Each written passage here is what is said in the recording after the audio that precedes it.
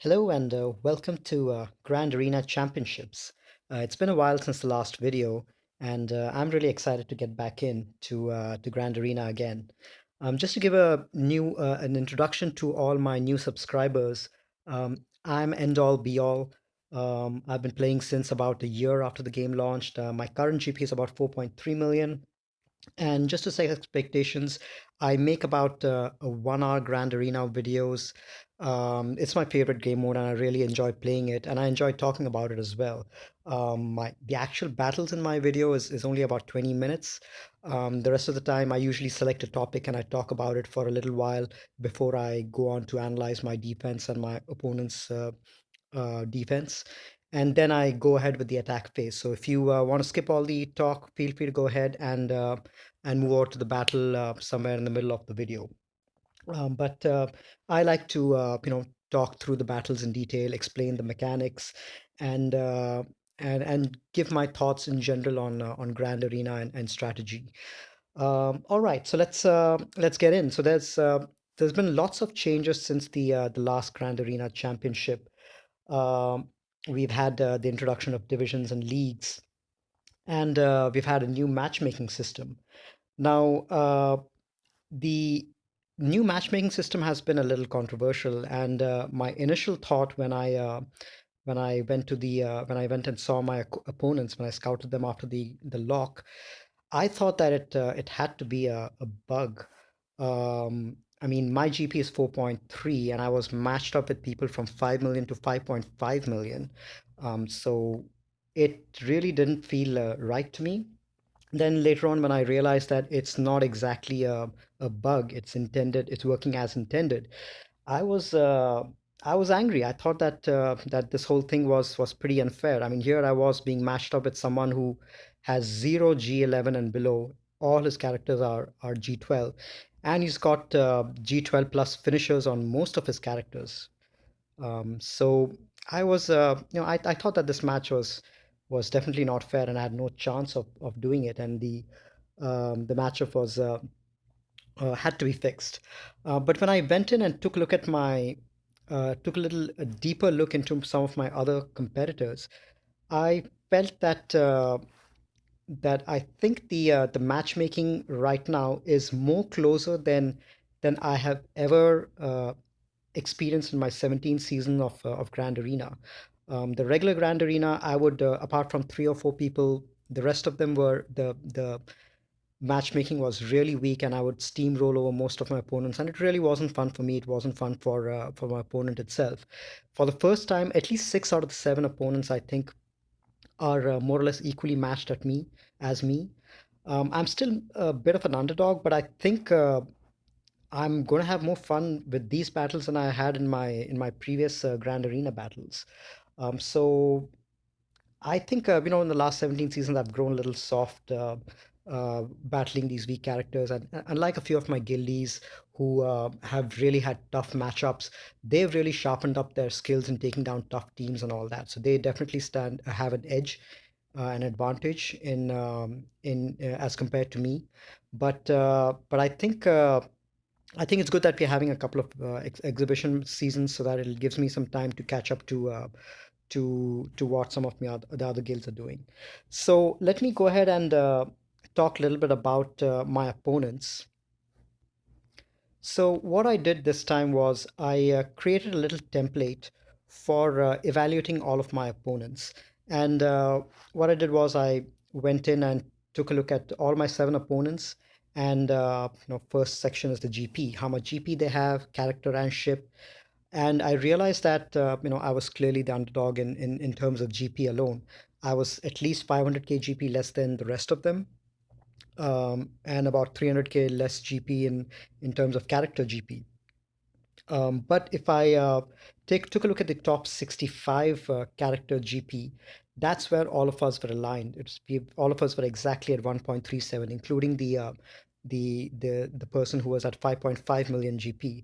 So I believe the matchmaking heavily indexes on your top 65 to 70 characters, the GP that is belong there, that belongs there.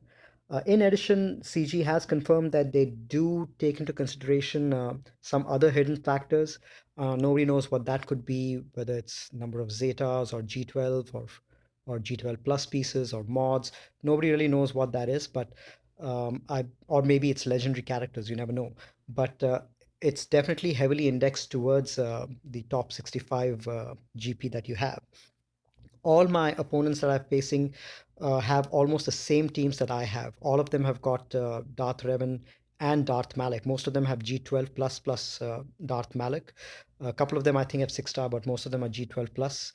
Um, Everyone has really good separatist teams, really good Padme teams, G12 again, similar to mine. So in terms of even legendary characters, my all my opponents are at par with me.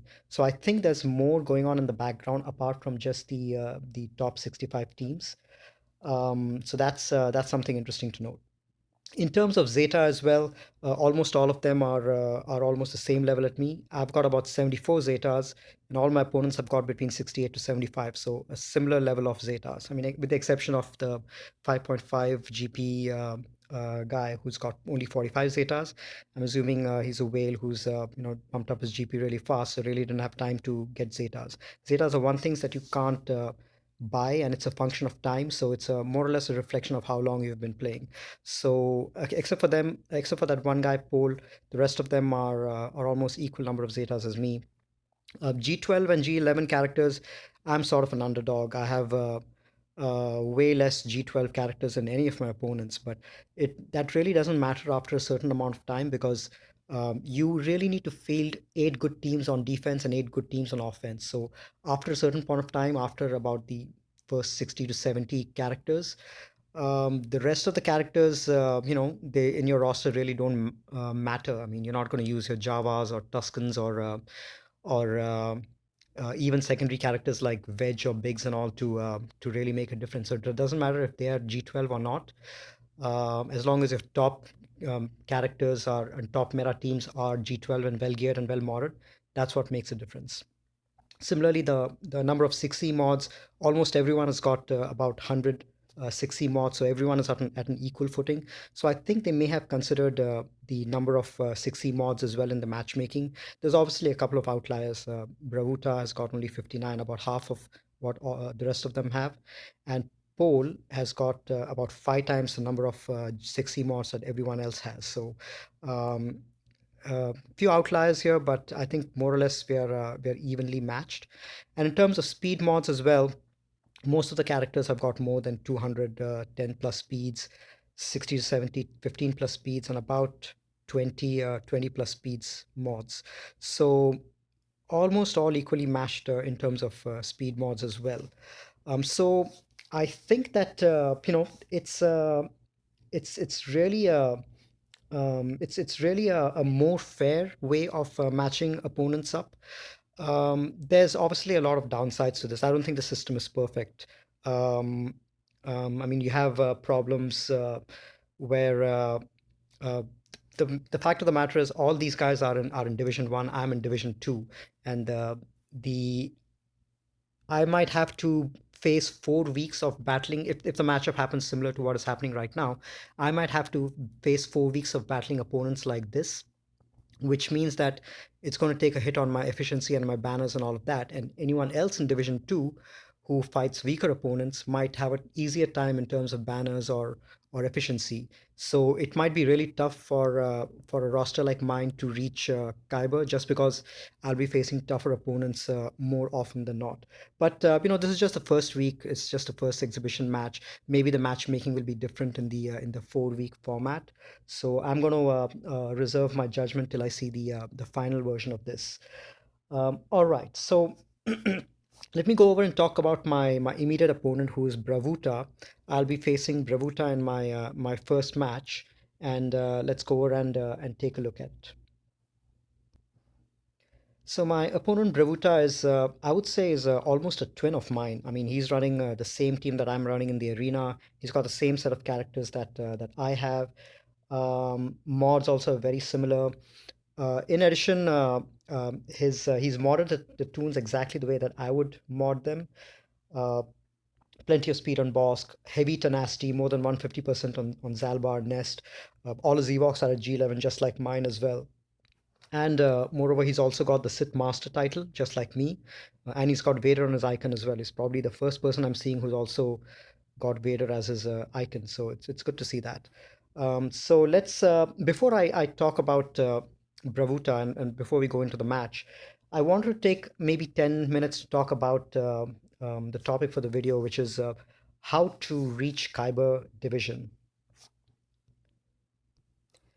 Now, what I've done over here is I've taken a look at the number of points that we get, and I want to talk a little bit about what does it take to get to Kyber division, because it's going to be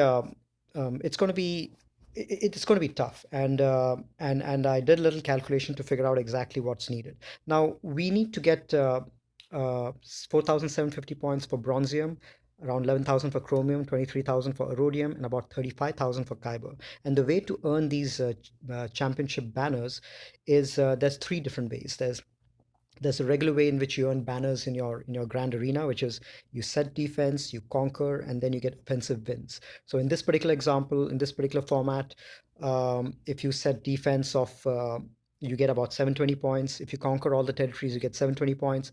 And on average, if you get 60 points per clear on the 8 teams in Division 1 and 2, you get about 480 points. So clearing all teams with 60 points nets you about 1920. More realistically, it'll be about 1900 or so, but or maybe even less than that. But around 1920 is what you would get if you full clear everything. So that's the first way in which you get banners.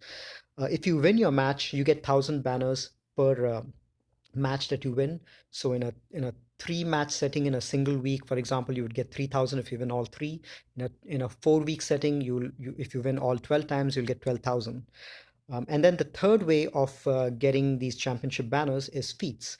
Right now, the number of feats that we have in the 1 week exhibition match is about 595 total. In the 4 week setting, I think we may have new feats pop up as we complete each week. So this 595 might go up to 2,000, 2,500. We really don't know. But that would be the third way in which you get championship banners as well. Now, what I've done is I've created a few tables to figure out uh, how much it takes to, if you win all your matches with good efficiency, what would your overall cumulative score look like? Now, um, so this is a simulation of a full 4 week grand arena. So each week you have three different rounds. You face three opponents, and if you win every single one of your grand arena matches, so you get at a really good efficiency of 60 points per match, you would get 1920 points and plus 1,000. You get about 2,900 points per match. So by the end of the first week, you would be at about 8,760 points. Second week, 17,000. Third week, 26,000. And by the end of the fourth week, you would be at 35,000. So if you look at the divisions, Kyber is 35,500. So without feats, just with winning your Grand Arena matches and getting the 1,000 bonus, you would need to win almost every single match and at a really good efficiency to get close to the 35,000 number. Whatever amount of you fall short of 35,000 in your winning, you will be able to make up for with the feats. So feats, if you're assuming 2,000 to 2,500, that's the amount of um, that's the amount of leeway that you have in order to get to Kyber. So if you, for example, you fall short by 2,000 uh, just with the banners and winning, and you get only 33,000, you have to make sure that you make up for the balance of it with feats. So so it's going to be really tough. You have to more or less win almost all your matches and complete all your feats and be at really good efficiency, probably to closer to 60 to really get to the top. And this I'm just talking about is getting to Kyber. After that, if you want to rank in the top 100 or top 50 or top 20, where the really good rewards are, you would need to have almost a perfect record because you'll be matched up with almost, I think you'll be competing with about 80,000 to 100,000 people in your division. And the really good and perfect folks are going to come right at the top. So Basically, by the third week, if you have really good matches, you would reach rhodium level, and by the second week, you will reach chromium level if you have perfect matches. But let's take another scenario of what happens if you lose all your matches, all 12 of your matches if you lose, but you still play with a lot of efficiency. So in this case, in this example, what I'm talking about is if you win all your matches at close to 60 banners efficiency, but your opponent is more efficient than you. So in this example, for example, you go in with a really light defense. Your opponent also has gone with a really light defense. You cleared with getting 19, 20 points, 60 banners per match. Your opponent clears more efficiently and wins all 12 times. In this case, at the end of 4 weeks, you end up with 23,000 points. Um, and and all no points at all for winning. So before feats, you end up with 23,000 points, and you can see over here, 23,000 is exactly the amount that you need to reach the Orodium level. So it is possible for you to reach the second highest tier, which is Orodium, even if you lose all your matches, provided that you're extremely efficient in all your matches and you complete all your feats. Now, obviously, this is an extreme scenario. It's possibly probably not possible for everyone to complete all matches with 60 banners efficiency. But even if you win one or two matches along the way, that's like another thousand or another 2,000 points. That will help to offset any of the efficiency losses that you might have had in any of the other matches. So what I'm saying is, if you are playing with good efficiency, it's still very much possible for you to reach Orodium level. You'll never reach Kyber, but with good efficiency, even if you lose a lot of matches, you still will reach Orodium pretty easily. Now you might think, let's take another example where it's not possible for a weak roster to really go and clear all the sections and all the zones, or maybe end up with really low efficiency. So what's the situation? What would the point situation look like if you lose all your matches, all your 12 matches? If you lose and you only manage to clear one zone in each of your matches, so you get 720 points for setting your defense. Suppose you only clear two teams and only one zone in those two teams out of the four total zones which are there, you'll get another 300 points or so. That basically means that you'll get about 1,000 points in each and every or in each of the 12 matches. That means you'll end up with about 12,240 points before feats. And 11,000 is what you need to get to chromium. So even if you perform really, really badly and only end up with maybe 1,000 banners for each match, which is essentially losing all your matches and clearing only one zone every time, uh, before feats, you are getting comfortably into in the chromium league. So almost, I think that even if you perform really, really badly, the way that the current matches are set up,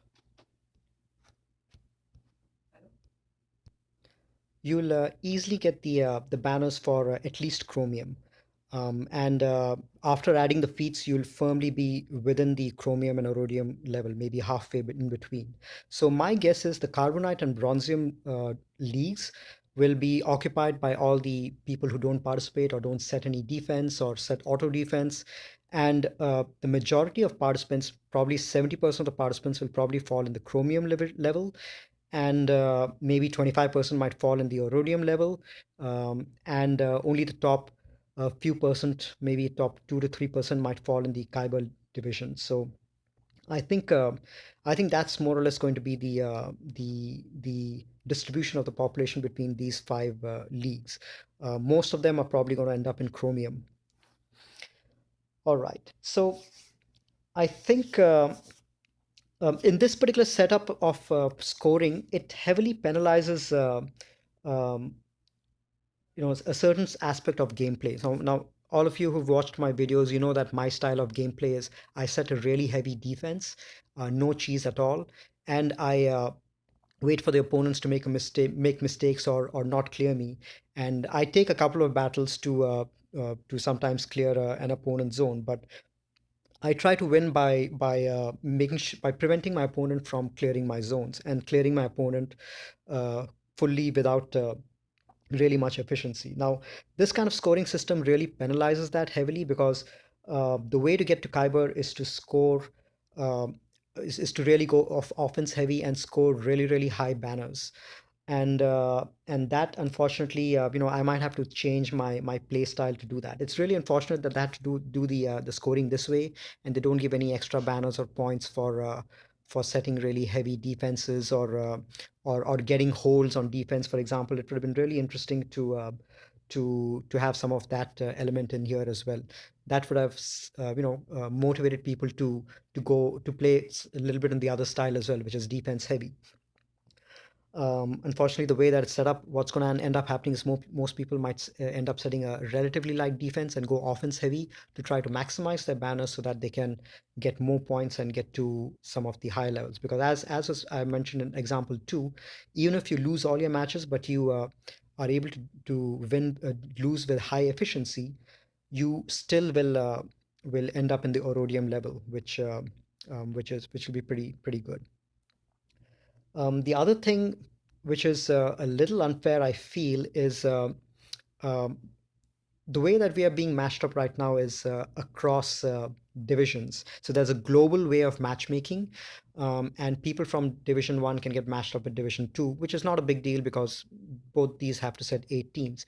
But in those cases where the divisions overlap, where there's an overlap in the number of teams, like for example between Division 2 and 3, you either set 6 teams or you set 8 teams. So people from Division 3 who will be battling Division 2 folks will get to set extra defense and will earn extra banners both on defense and offense, and will stand to gain an edge over other people in Division 3 who only face people with setting 6 teams.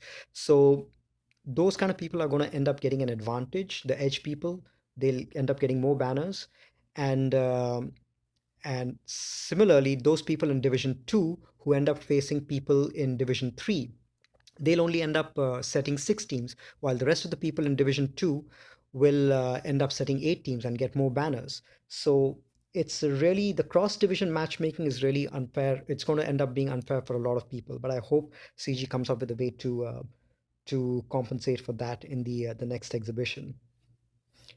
All right, so yeah, this is as I mentioned, this is still only in the testing phases. It's only the exhibition, and I'm sure things are going to be tweaked. Other game modes also, if I remember, were tweaked, and they were not perfect when they came out. The HAAT raid was really tough when it came out. Sith raid as well. Hot Dark Side was a mess when it came out, but ultimately, after a few iterations, CG did fix it and made things better. So I'm hoping that this gets fixed. Probably not by the next exhibition match, but the main Grand Arena Championship, which will start in the month of August. I'm hoping that things settle down by then. But yeah, I'm going to reserve any judgment that I have till then. All right, let's go to the attack phase. Okay, so let's go in and check out the defenses first. So I have gone ahead and kept my Darth Revan with Sith Marauder this time. I managed to level up Sith Marauder just for this. Um, Left out Sith Trooper just because the presence of Sith Trooper really makes it easier for the Grandmaster Yoda Thrawn counter, the Jedi Knight Revan Grandmaster Yoda and Thrawn counter. And if you're not facing a mirror match, there's really not that much additional value of Sith Troopers, so I left that out. I have my Sarge team as well. These two are my best modded teams for defense. Below, I have kept my Grievous team right in the front, and I've kept my Bastilla team. Now, this is a Jedi hybrid team with scoundrels. I've kept Bastilla and Hermit Yoda, who are always a really good combination just because they heal each other. Bastilla heals on protection buffs, and Hermit Yoda heals her as well. And both of these call assists. And assists are always good whenever you're talking about Mission and Zalbar, because anytime Zalbar is called to assist, Mission is going to end up assisting there as well. And the fifth I've kept over here is another Jedi who's a tank, Johanni. So she's going to end up getting a pre-taunt under Bastilla lead. And she's got synergy both with Bastilla and Hermit Yoda as Jedi, as well as synergy with Old Republic, which is Mission and Zalbar. So she's going to end up cleansing all these four characters on her special. And she's going to She's going to end up healing herself as well. She generates a lot of protection and health. All these characters, in fact, have got a lot of health and protection regeneration. Bastilla obviously regenerates due to battle meditation. Hermituda heals everyone and himself. And Mission Zalbar heal on dots. And Johanni self heals on her AoE. So it's going to be tough to take this team down, especially with the bonus protection on the Jedi that Bastilla and Yoda give. So I'm hoping that he takes a CLS team against it, and I'm hoping that my opponent is able to waste a really good Jedi Knight Revan or Treya or CLS team against the Grievous team as well. So the main goal of this zone is to make sure that if he wants to see what's there behind this, he needs to expend some really tough teams out here. And behind what I've done is I've kept my prepared scoundrel squad, which would require a JTR to take out, and I've kept my JTR team over here as well on defense. Now, I knew that my opponent has got really good Night Sisters, so he would probably keep that on defense. And Night Sisters are the real easy counter to Jedi Training Ray. And if he's not going to use Night Sisters against it, the only other reliable counter without overkilling would be another Jedi Training Raid team against that, and that would be ideally used to take out the prepared scoundrel team on top. So that's the rationale behind setting these two teams over here. And at the back, behind the Revan and the Asajj, I've kept an Evox team, and the second team is just I didn't want to waste a good squad because I wanted all that I can on offense. So I just kept Karth and Candrus. Since I was already using the other three Old Republic in another team, I put my Karth and Candrus over here with the Pre-Taunter, a Cleanser, and a Reviver, and a Healer. So these guys have AoEs, so the main goal in if you're setting cheese teams like these, the main goal would be get teams which have a lot of AoEs, a lot of counters, which these guys do have. Both the Evox team as well as the second team over here. And Canderous also applies tenacity down. So if you go in with a tenacity heavy team, Canderous will apply tenacity down, and all the debuffs that these guys have will stick. So that's the rationale behind these two weak teams over here. Now let's take a look at what my opponent has. As expected, my opponent has set Jedi Knight Revan, Darth Revan on defense with a really good Malak and no Sith Trooper again. So my opponent had the same idea as me, set Sith Marauder, and it's a really fast Darth Revan, 326, pretty fast, and Basti also I think is pretty fast, 298, and Malak is 295 with the 150k almost effective health and protection. So I'll probably take this team out first, and I'll leave the first order team for later. But let's see what he has below. So he has his nest with the bounty hunters on the Django, which uh, which is a tough team to take out. That's one of the better teams to keep on defense. I decided to keep my bounty hunters on offense just because I knew that my opponent would keep uh, Night Sisters, and I wanted to use Night Sisters against bounty hunters against these Night Sisters and save my Treya for what's at the back because I know that my opponent is probably going to also keep his G12 General Grievous team, and I'm sure that's going to be somewhere at the back. And I want to use my Treya against that and not use Treya against Night Sisters. Um, and these are really good Night Sister. This is a really good Night Sister team as well. So I don't think I can chance my troopers against them. Look at that. Zombie is 259 speed with 57k health, which is uh, which is insane. So I'll need a heavy team to take that out. Asajj is pretty fast as well, with the crit damage set 193, and Spirit is 259. So really fast, almost 290 speed on these guys with plus 1200 offense. So um, My opponent really does know how to mod the sisters. So let's save this zone for now. Let's go ahead and attack the zone on top. I want to go with my Padme team against Darth Malik and Darth Revan. And uh, and yeah, let's see if this works. I may have to double shot it, um, but I'm hoping to at least take out a lot of characters with the Padme team.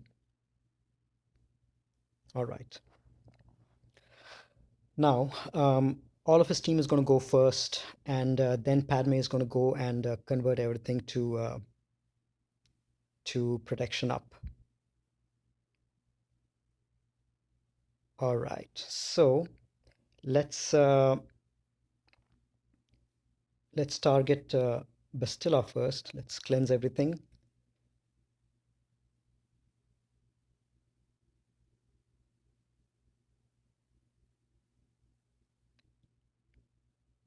All right. Now let's go after Bastilla with the.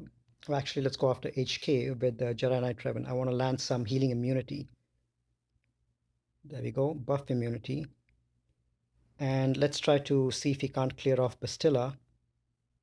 There we go. And now this should clear off HK47 almost. Let's do a mass assist and clear him off because HK can really cause a lot of problem.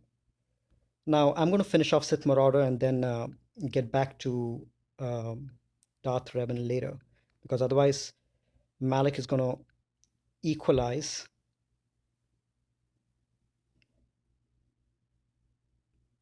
All right, so let's land some Confuse, get rid of the Taunt, and so since he's Malik has got Confused, I can do the AoE,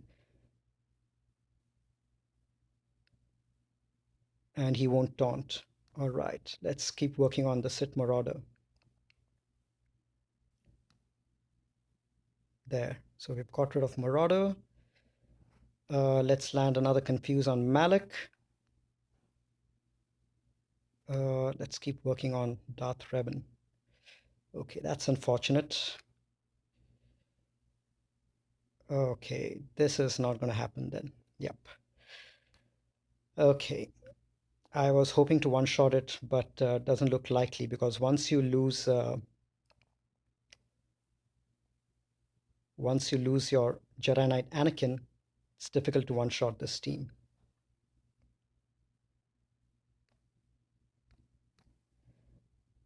Let me see if I can at least take down Darth Revan. No.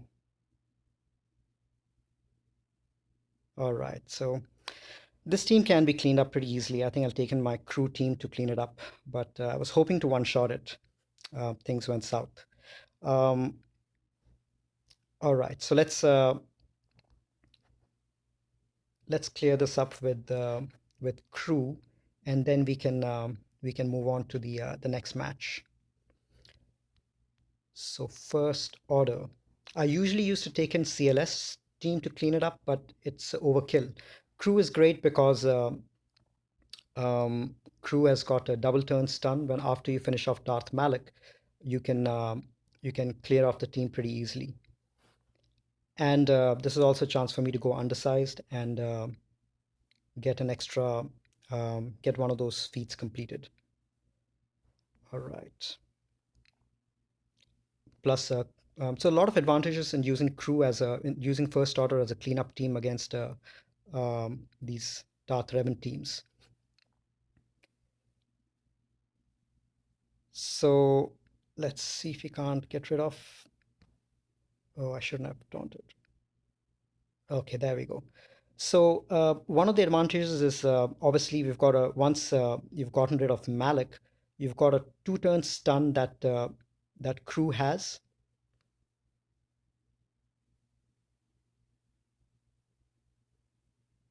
Which helps to control Malik pretty well.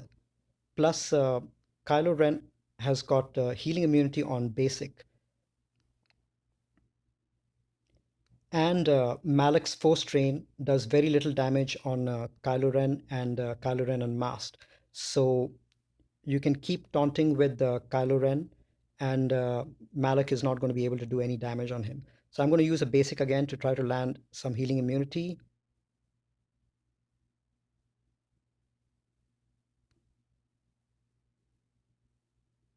Oh, I lost that guy. Not ideal. Let me see if I can't finish him off fast. Okay, stun, healing immunity. There we go. Now keep the taunt on crew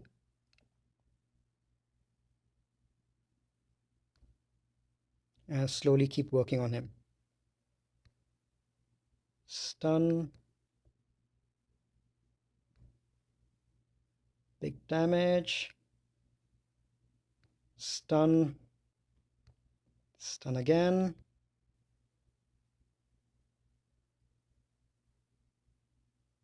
Hmm, I'm not sure if I'll be able to clear this. Stun again. All right. Stun. Big hit. Almost. And done. All right. That was close, but managed to clear it up. Malik is always a difficult cleanup, especially if Darth Revan already is a leader. Um, so, um, so yeah, crew is one thing that I found really useful just because of the all the stuns which are available to crew, and the healing immunity which is available to Kylo Ren on his basic. I didn't want to waste a rebel team on that, and anything else will probably not work against Malik. So okay, so that team is taken care of. Let's go down south and see if we can't clear off some of the other teams. I just have to hope that he struggles on my Darth Revan team as well, because anyway, let's use CLS against the bounty hunters, because I won't be able to use CLS against General Grievous.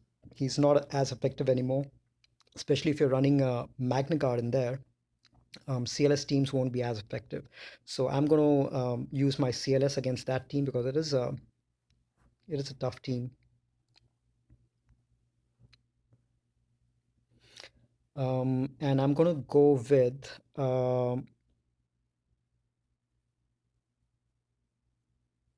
with these guys, Captain Han Solo. Let me just make sure that CLS is going to get the guard. 66k health and protection on Captain Han Solo. And Commander Luke Skywalker has got 63k. So, yeah, so Commander Luke CLS is going to get the guard. So that's the reason I haven't given a, a med pack to CLS, just because I want his health to be slightly low, and I have the flexibility of adding other characters in case I want to. Scarif Rebel, I'm sure it'll be higher health and protection. Yeah. So I want to go in with this just because Captain Han has got days on his basic, and that'll be helpful to with Nest towards the end. Um, all right, let's go in.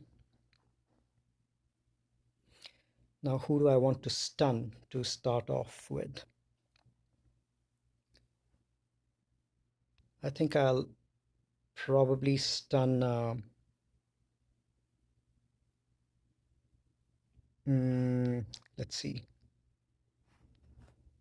Probably stun Bosk, because both Boba and Django have got AoEs, so these guys will counter. Okay, let's finish off Boba first.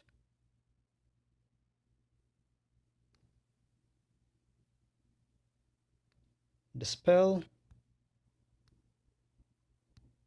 And let's see if we can't finish off Bosk. And now let's go after Boba.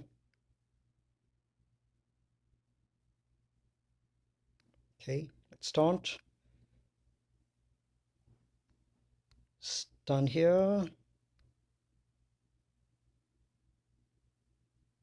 And okay, let's finish off Django. And another day is on. No, okay. So let's just start working on Nest.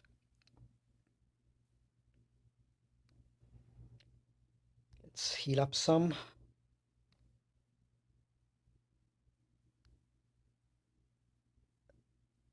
Okay, let's try to stun. So the advantage is that Chewie has got tenacity down. So this particular nest is about 160% tenacity. So even with tenacity, so even with all that tenacity, the advantage of going with the um, Chewie and Rebels team is you get to land your stuns. Okay, now we just have to wait for Nest to take a turn.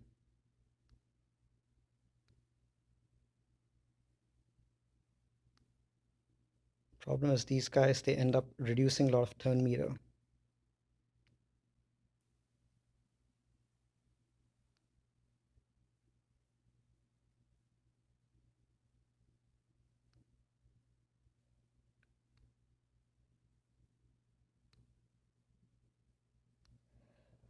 So this may time out.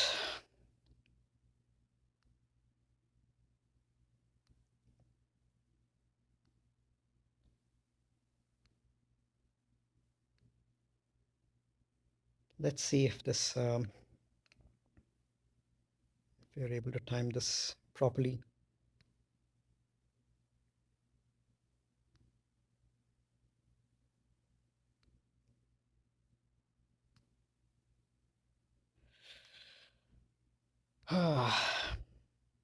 Unfortunately, I think this is going to time out. I should have anticipated this. I have used CLS against Nest and something similar has happened. But I thought that was, I think, against a faster Nest. This one is a really, really slow Nest.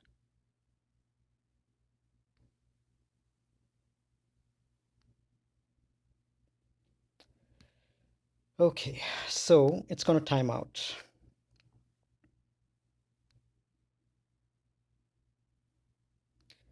So we have to go in with a cleanup team. So two battles I have had to go in twice, which is not a good situation to be in.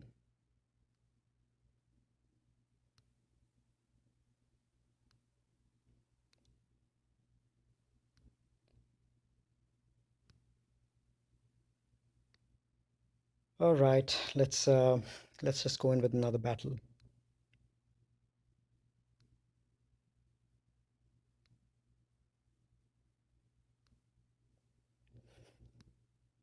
Hmm.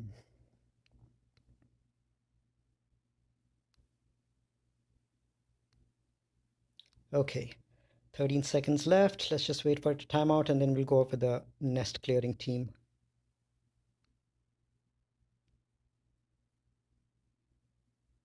Oops. Oh, that was so close. Ah, man, that was bad luck. If only Nest had taken that turn a little bit earlier, maybe with 5 seconds left. This is what I call bad luck. Damn. Ended up wasting a battle just because of that.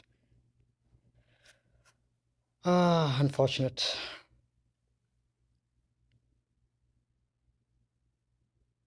Damn.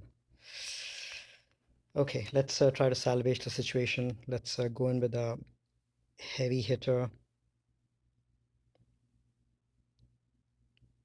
Who else do we have?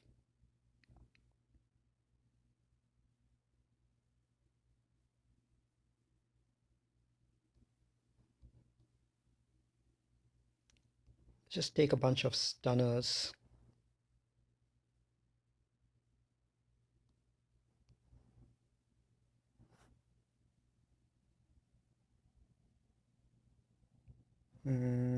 Okay, who else do we have who can stun?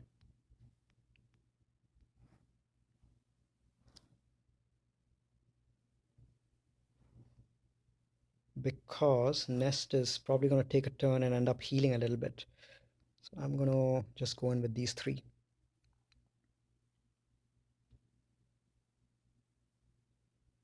Oh, it wasn't necessary. Damn, 42 points. That should have been much higher, 60 points at least, or 59. All right, that was bad luck. Let's first two matches not off to a good start. Both of them two shots. But I wanted to save my Revan and my Treya team to see what's at the back, because I'm sure there'll be some surprises there. Against the Night Sister team, I wanted to take in bounty hunters. So let's go with that.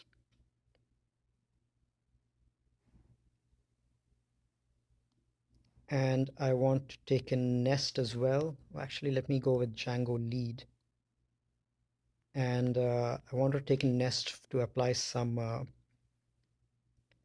um, some days because it's a Sarge lead, so days always works well against them.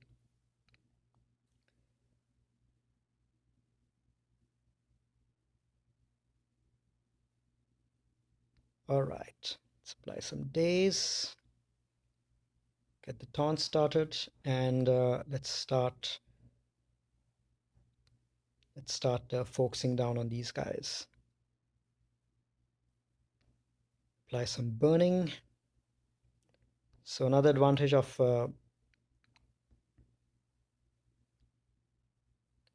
um, a Sarge Django lead is burning also prevents turn meter reduction, a turn meter gain. All right, let's see if we can't get rid of Sarge. All right, that's one death. Contract has been triggered, which is good. Let's see, we can't get rid of Daka. At least stun her.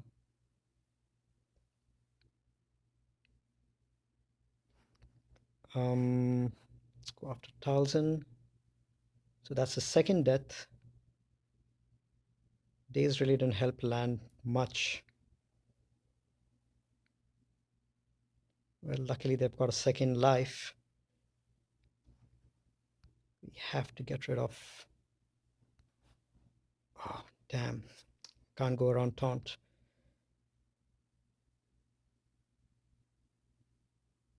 These guys are really tough to take out.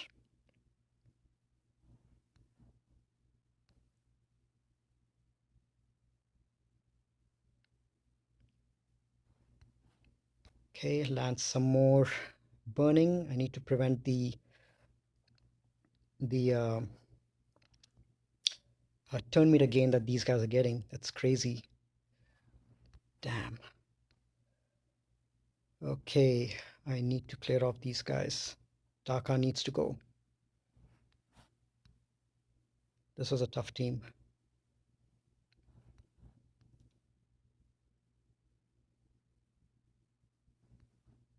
All right. Damn, she one-shot it. It's a really tanky zombie. Not even able to go around the taunt.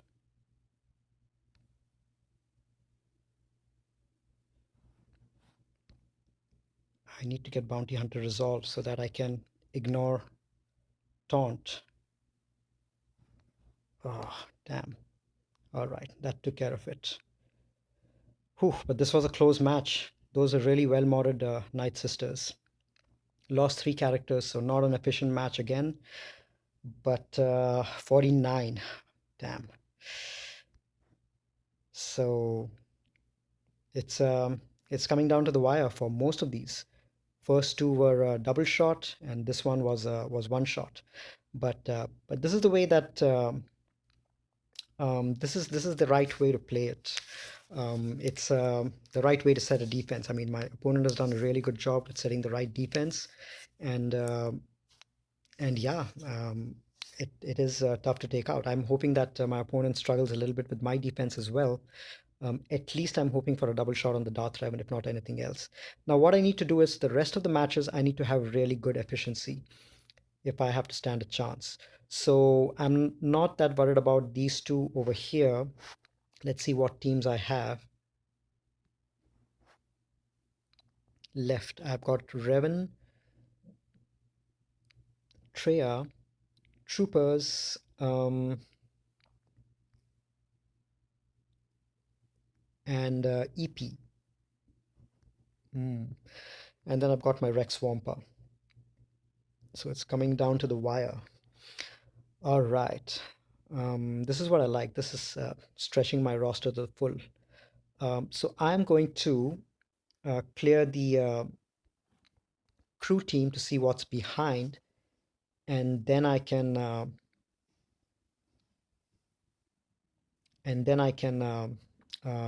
decide what to take against the teams below once I see what's at the back.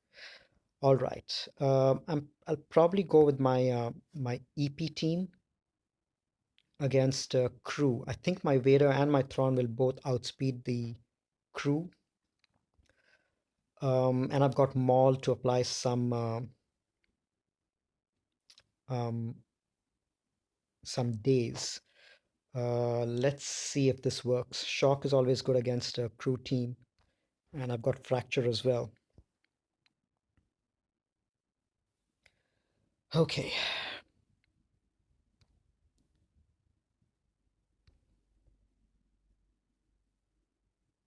okay, let's Fracture and then start working on First Order Officer or Fox, one of those guys.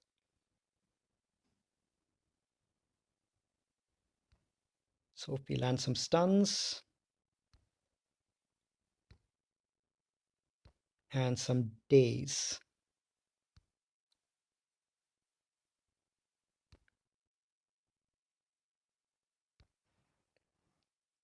Okay, let's pass this on to heal some protection.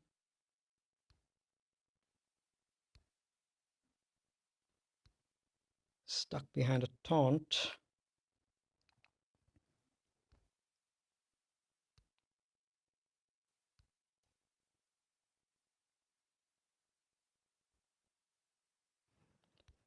Let's see if we can't get rid of First Order Officer. Another stun. Good, the stuns are landing, which is helpful. Um, let's Fracture this guy and work on First Order Officer. Let's get rid of him. And now let's work on Fox, because he can one-shot characters.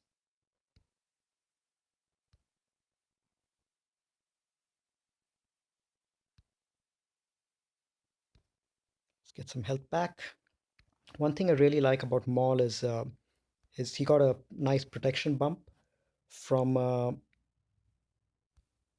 the changes which just took place. So his protection used to be about 20k, but right now it's closer to about 50k right now. So that's really good. Let's get rid of First Order Stormtrooper first, since he counters, and then let's work on crew. Give some back to Maul, apply some more days. Shock.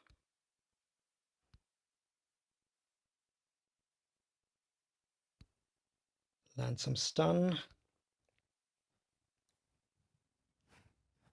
Let's hold the Fracture for now.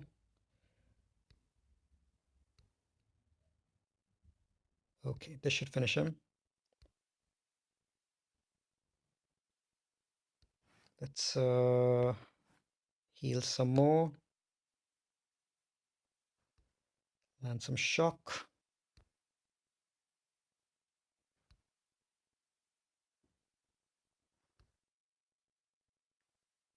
I need to get days on this guy. or at least fracture.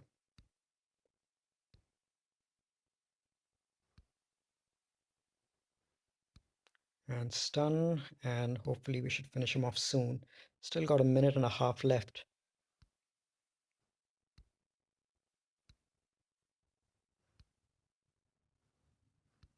Stun, shock some more. Let's top up Maul.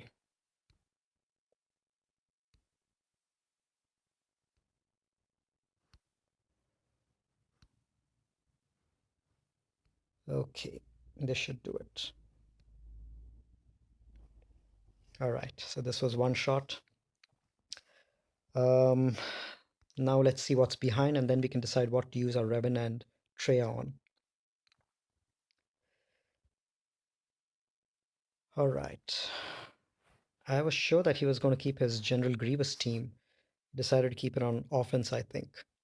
Okay, so Rex Wampa definitely for the Rogue One team. Um, maybe I can use. Can I use my troopers against any of these? How squishy are these guys?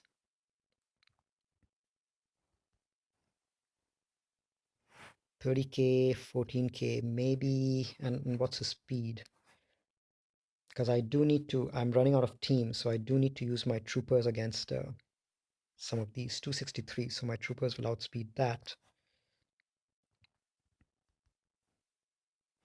274. Yep, and he's about 20 plus 30k. And what about these guys? How tanky are these guys? 17 and 23. Juniors and Shoal Soldier seems weak. Spy is weak as well. So yeah, I think I can trooper these guys before Sunpack gets his taunt off. 30 and 60. All right. So let's try to trooper these. The thing is, we need to do it um, before Dooku gets to go, because if he gets to go, he'll stealth everyone, and that's going to become a problem. And only Sunfac is going to be out in the open. But hopefully, our Death Trooper goes before and increases cooldowns. Let's target Geo Soldier first.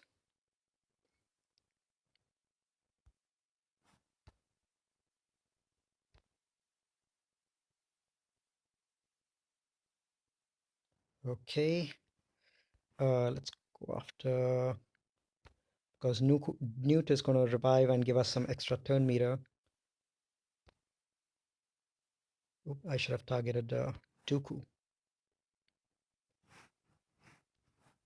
He's going to retaliate, so let's increase cooldown so Sunfac doesn't taunt, and Dooku doesn't use his Makashi ability. Oh, he did. He ended up using it. Well, I think we can get rid of.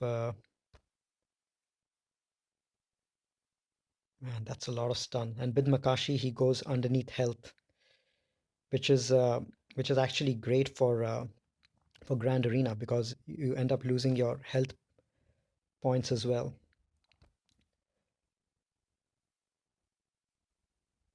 Okay, let's get rid of this guy, Makashi. So he got rid of his death mark. So look at that. Most of my troopers are couple of my troopers are under health. Two of them are under protection as well. So I'm not going to end up getting full points for troopers. Only 57. Lost 3 points. Um, but at least I didn't use a meta team. I think I saved the others. Let's see. So now we need to take out. Well, this Rogue One team, I think I can save my Rex Wampa for that. I have my Treya and um, Revan for these teams. So I'll go undersized and finish them off. Revan for this one, and Treya for that one. So I was sure that he was going to keep his General Grievous on defense.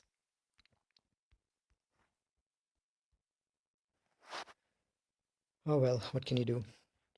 So let's go in undersized on this one. This should be pretty straightforward. Well, on the bright side, at least I think I get to finish my undersized battles in this match.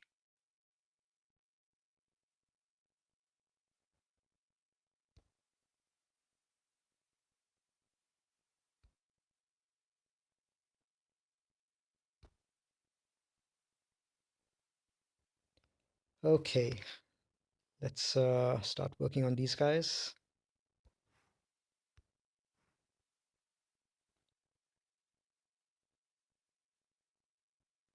No Basti, so no Dispel over here. So I just have to get through Zalbar. And let's work on Candrus. Spread some Retribution around. So these guys counter.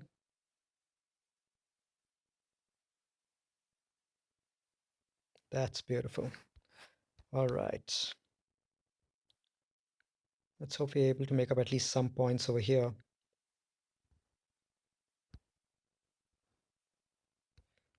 If I'd known such weak teams were at the back, I would have probably gone in with something heavier in the front. Maybe Treya or Jedi Knight Revan for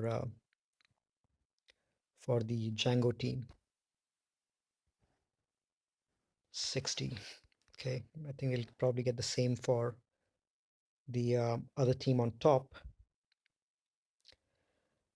All right. So what else do I have left? What am I going to use over there? Rex, Wampa,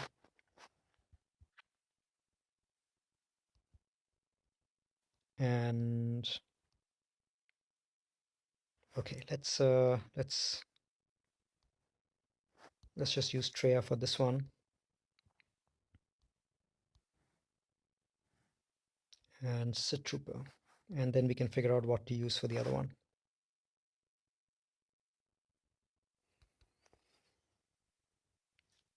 I'm just hoping my opponent ends up screwing up in a couple of teams. All right, so isolate on L3, so she doesn't bother us, then we can just ignore her.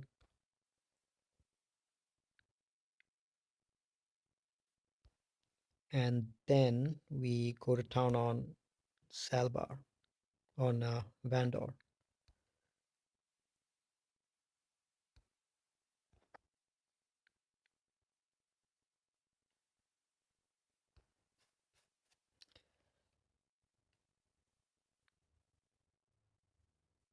Okay.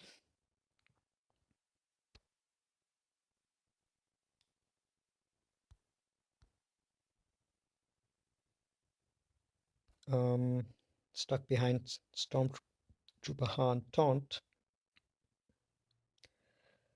All right, this should finish off Vandor, not yet.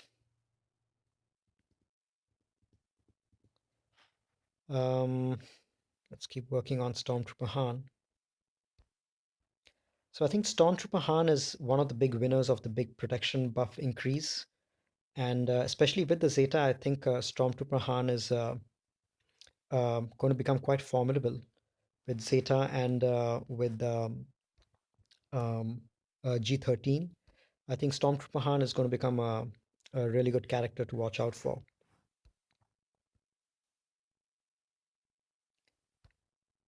Mine is still G7, G8, so I need to start working on him.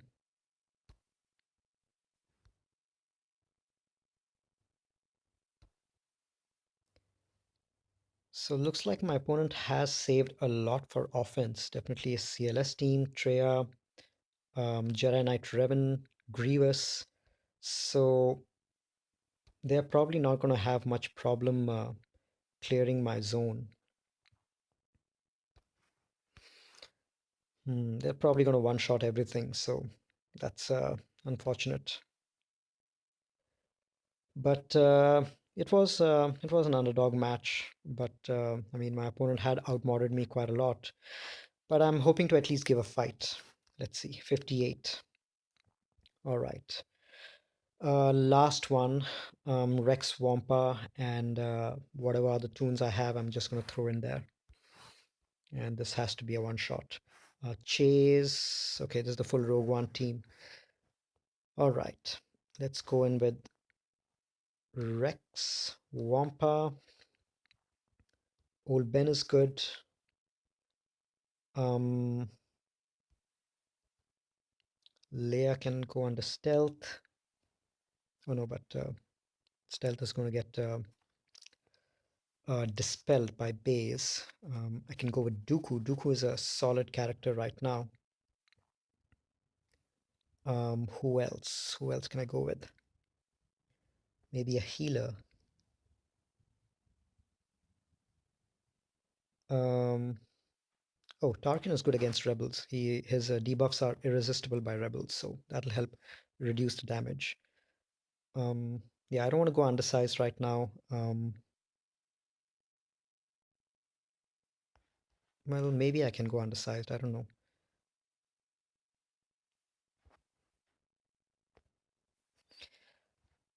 Uh,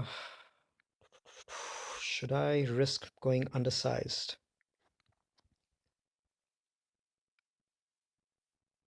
His K2SO is modeled for a lot of tenacity, so I don't think my daze is going to land.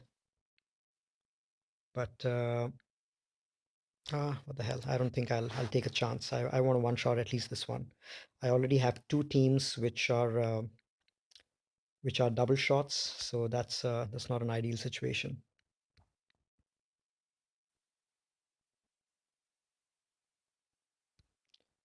There we go. Debuffs on everyone and reduce some turn meter and let Wampa do his magic. Let's get rid of Jin first since she can revive. Yeah, maybe it was overkill. I didn't need Tarkin. But I wanted to be sure that I um, one-shot all these characters. Or one-shot this team at least.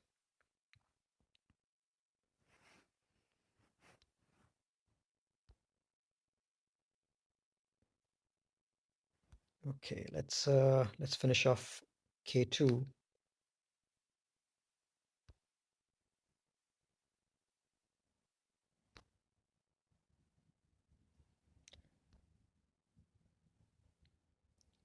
All right, healing immunity.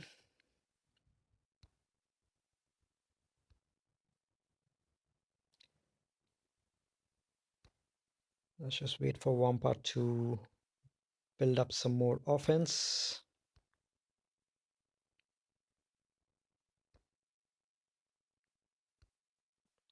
Reduce turn meter, and let's see. Wampa starts one-shotting now.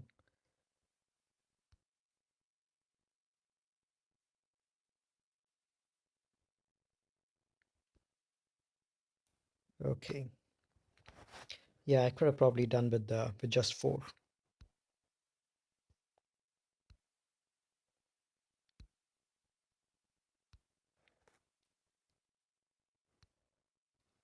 All right, so this team is one shot.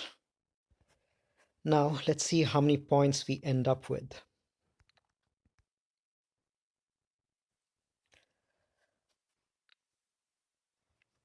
So we have a total of 1854.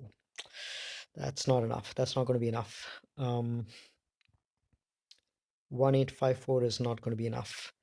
I was hoping for close to 1900 or even 1880, 1890 would have been fine if I double shot Darth Revan. But 1854 is probably not going to be enough unless my opponent really struggles on his teams. Um, and my opponent has CLS, Treya, Jedi Knight Revan. Um, yeah, pretty much all his teams. All right, and Grievous as well, and Basti.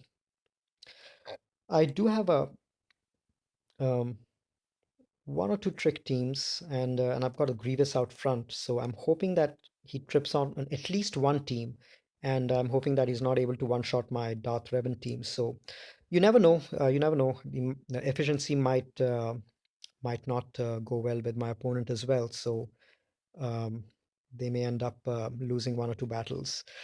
So 1854, let me see how many points they need to get. So 1854 means they've set 720 points for defense and another 720 points for offense. So that means they need to get a total of 414 points from 8 battles, which is 52, approximately 52 banners. So even if they one-shot all of my teams, they would need to do it with a 52 banner efficiency, which I think it actually doesn't sound that bad, just because I got a couple of 60s over there.